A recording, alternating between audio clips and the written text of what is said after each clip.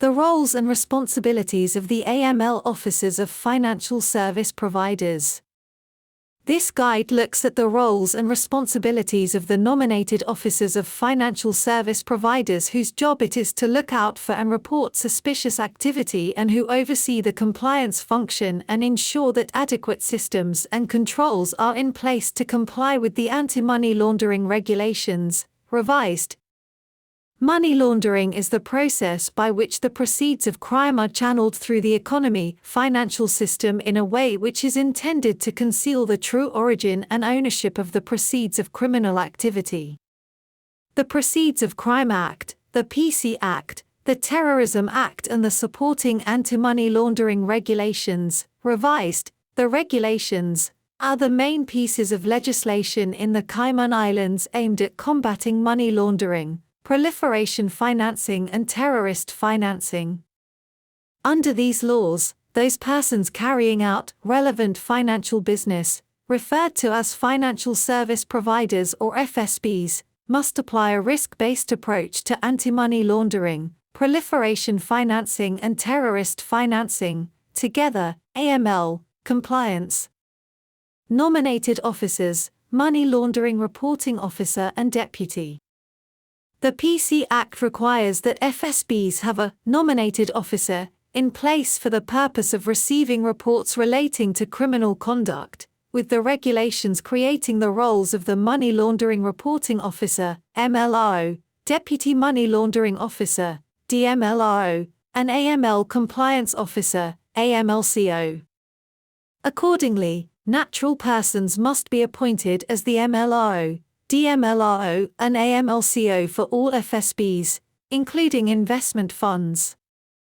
The regulations and guidance notes on the prevention and detection of money laundering and terrorist financing in the Cayman Islands, and amendments, guidance notes, published by the Cayman Islands Monetary Authority, CIMA, set out more details on each of these roles and functions.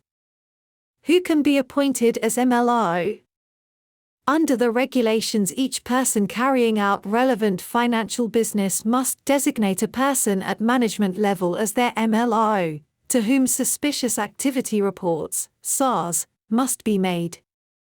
The MLRO should be someone who is well versed in the business of the FSP, which may give rise to opportunities for money laundering, proliferation financing or terrorist financing. A DMLRO must also be appointed to perform the MLRO's functions in their absence. The DMLRO should be a staff member of similar status and experience as the MLRO. The guidance notes provide that the MLRO should be a natural person, be autonomous, meaning the MLRO is the final decision maker as to whether to file a SAR. Be independent, meaning no vested interest in the underlying activity. Have access to all relevant material in order to make an assessment as to whether an activity is or is not suspicious. What is the role of the MLRO? The primary duties of the MLRO, or the DMLRO in their absence, are to receive reports of any information or other matter which comes to the attention of a person carrying out relevant financial business, which gives rise to an actual knowledge or suspicion of money laundering, proliferation financing or terrorist financing. Consider and investigate such reports in light of all other relevant information to determine if the information or other matter gives rise to such knowledge or suspicion. Have access to other information which may assist in considering such report. Make prompt disclosures to the Financial Reporting Authority, FRA, in the standard SAR form if after considering a report there is knowledge or a suspicion of money laundering, proliferation financing or terrorist financing. Establish and maintain a register of money laundering, proliferation financing or terrorist financing reports made by staff. Maintain a register of reports to the FRA. How do we identify unusual or suspicious transactions? As the types of transactions which may be used by money launderers are unlimited, it is difficult to define a suspicious transaction. The guidance notes are instructive in that they differentiate between unusual and suspicious transactions, as set out below. Unusual. Where a transaction is inconsistent in amount, origin, destination, or type with a customer's known, legitimate business or personal activities, the transaction must be considered unusual, and the staff member put on inquiry. Suspicious. Where the staff member conducts inquiries and obtains what they consider to be a satisfactory explanation of the complex or unusual large transaction, or unusual pattern of transactions, they may conclude that there are no grounds for suspicion, and therefore take no further action as they are satisfied with matters. However, where the staff members' inquiries do not provide a satisfactory explanation of the activity, they may conclude that there are grounds for suspicion, requiring disclosure and escalate the matter to the MLRO/DMLRO. What is the liability of the MLRO? The PC Act includes an offence directed solely at the failure by the MLRO/DMLRO to disclose to the FRA that they suspect or know that another person is engaged in criminal conduct. The penalty for this offence is a fine and/or imprisonment for up to 5 years. MILOs should be aware that the PC Act protects whistleblowers and that reporting suspicious activity to the FRA will not give rise to any civil liability, legal, administrative, or employment-related, and it does not constitute a breach of the duty of confidentiality under Cayman Islands law. Who can be the AMLCO and what is their role? The PC Act, regulations, and guidance notes expand the degree of compliance management expected from FSPs. To manage these expectations effectively, the regulations require FSPs to designate a natural person at managerial level as the AMLCO. The AMLCO's duties are to ensure that measures are adopted by the FSP to comply with the regulations, to oversee the compliance function and to be the point of contact with the Cayman Islands regulatory authorities under the regulations. The guidance notes confirm that the AMLCO can also act as the MLRO, provided they are competent and have sufficient time to perform both roles efficiently.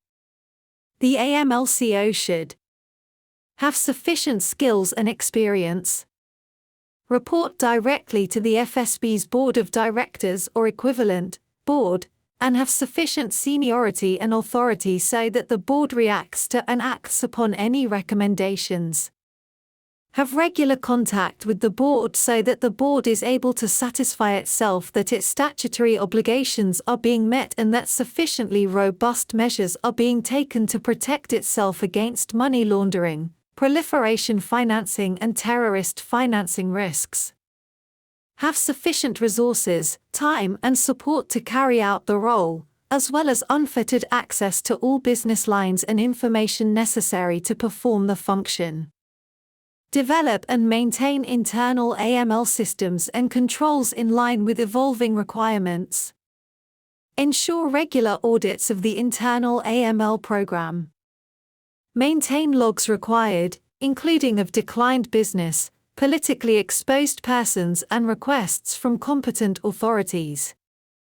Advise the board on compliance issues and report periodically to the board on the FSP's systems and controls.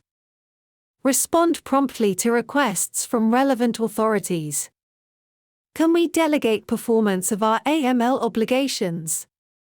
The guidance notes do permit the specific delegation or outsourcing of the performance of certain AML obligations, such as client due diligence, provided that suitable natural persons have first been appointed to the roles of AMLCO, MLRO, and DMLRO. Before entering into an outsourcing arrangement, the FSP assesses associated risks, including country risk, and concludes that those risks can be effectively managed and mitigated.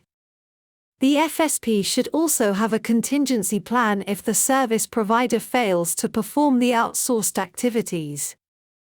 The FSP conducts due diligence on the proposed service provider and ensures that it is fit and proper to perform the outsourced activities. The outsourcing agreement clearly sets out the obligations of both parties and includes an obligation on the service provider to file a SAR with the FRA if suspicious activity occurs. If the service provider operates from a jurisdiction outside the Cayman Islands in which any aspect of AML standards are lower than those of the Cayman Islands, the service provider should adopt Cayman AML standards in that regard. The FSP has access to all the relevant information or documents maintained by the service provider, and all books and records on the outsourced activity are readily accessible to CIMA. The AMLCO receives regular AML reports and reports on downstream investment activity from the relevant service provider. Regular audits of the AML controls. The guidance notes require the AMLCO to ensure that regular audits of the AML program are conducted. The frequency of such audits will depend on the FSP's nature, size, complexity, and risks identified. Audits should test the overall integrity and effectiveness of the systems and controls in place, including audits to assess the adequacy of internal policies and procedures, including client due diligence, record keeping, transaction monitoring, and third-party relationships. Test compliance with the AML laws and regulations. Test transactions, with an emphasis on high-risk areas, products, and services.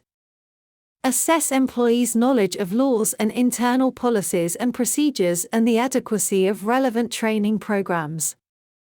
Assess the FSP's process of identifying suspicious activity. Staff awareness and training. If the FSP has staff, the key to effective compliance management is ensuring that staff are fully aware of their AML obligations, can recognize suspicious activity and act on it in the proper manner. The guidance notes recommend the following.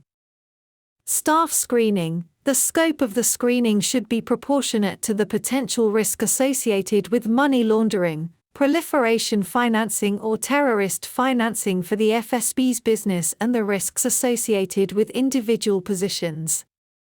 Initial and at least annual refresher training of staff on how to recognize suspicious activity, the results of the FSP's risk assessments, the systems, policies, and programs they need to follow, and the criminal offenses that will be committed if they breach the legislation.